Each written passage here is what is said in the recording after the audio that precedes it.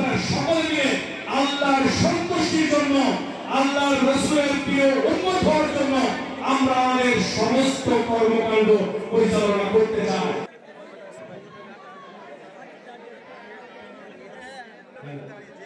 অনুষ্ঠানে আসার সুযোগ দান করেছেন, সেই রবের প্রতি শুকরিয়া আদায় করছি আলহামদুলিল্লাহ। বিশ্বভাবে তার ব্যক্তি জীবন পরিচালিত হবে, কোনভাবে তার সমাজ জীবন পরিচালিত হবে, কোনভাবে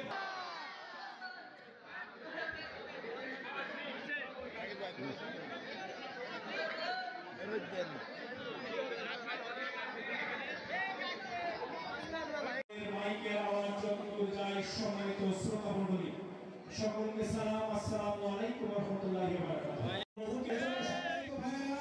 আমরা সেই নেতার অনুসারী, সুতরাং আমরা বিশ্বাস করি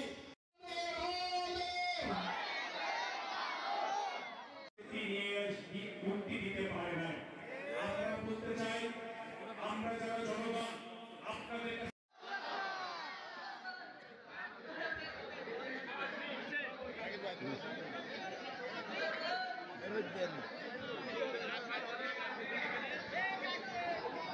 মুসলিম হিসেবে কবুল করেছেন। আল্লাহর শুকরিয়া। আল্লাহ আমাদেরকে হাজারো মানুষের মধ্য থেকে পরিচালনার সুযোগ দিচ্ছেন এবং আল্লাহর ইবাদত বন্দেগী করার সুযোগ দিচ্ছেন। এজন্য এবং যে মহান আসার সুযোগ দান করেছেন, সেই রবের প্রতি শুকরিয়া আদায় করছি আলহামদুলিল্লাহ। বিশ্বজাহানের যিনি এই পৃথিবীকে পরিচালনা করেছেন, বিশ্বজাহানের নেতা, আমাদের নেতা হযরত মুহাম্মদ সাল্লাল্লাহু আলাইহি ওয়াসাল্লাম। আমরা বাংলাদেশ জামাত ইসলামীর পক্ষ থেকে আপনাদের কাছে এসেছি। আমরা বলতে চাই, বাংলাদেশ জামাত ইসলামী ধর্ম এবং রাজনীতি একই সাথে দেখে।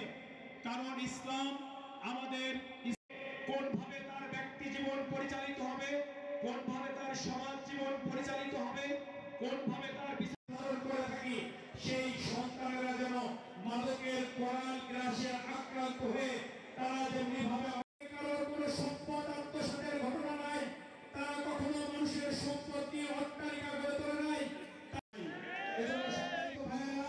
আমরা সেই নেতার অনুসারী, সুতরাং আমরা বিশ্বাস করি আমরা সকলে মিলে আল্লাহর সন্তুষ্টির জন্য, আল্লাহর রাসূলের প্রিয় উম্মত হওয়ার জন্য আমরা আমাদের সমস্ত কর্মকাণ্ড পরিচালনা করতে চাই। বিশ্বাস করুন বন্ধুরা, ক্ষমতায় যাওয়া, মানুষকে শোষণ করা আমাদের উদ্দেশ্য নয়।